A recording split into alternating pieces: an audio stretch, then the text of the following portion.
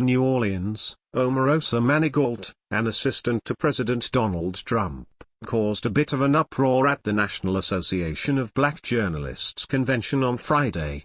Though she criticized her boss for seeming to encourage police brutality, she defended the administration in a series of heated exchanges over its relationship with communities of color around the country.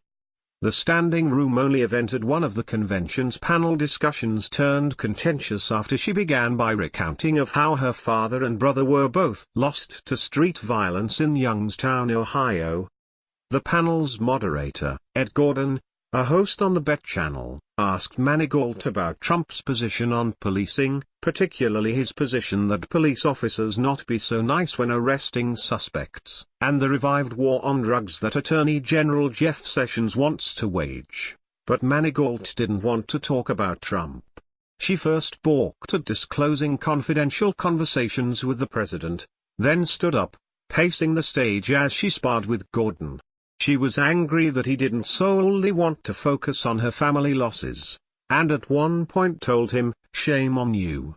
He asked whether Trump's remarks on arresting suspects were appropriate, and she brusquely said no, and tried to change the subject. When he continued to press her on the administration's policies, she noted that she is often the only person of color in administration meetings. "I sit at a table where I am not only the only African American woman, but the only African American at all," she said, pushing back at questions about how much she was doing for the community. "If you're not at the table, you're on the menu."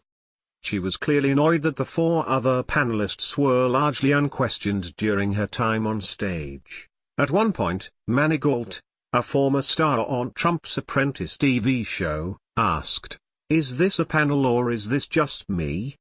The audience gasped and rumbled during the exchanges, which some people clearly found unsettling.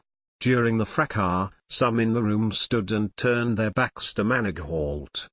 The New York Post reported that two journalists who were scheduled to be on the panel refused to participate, Jelani Cobb of The New Yorker, and Nicole Hannah-Jones of The New York Times. Cobb told the Post he was angry that Manigault was added at the last minute.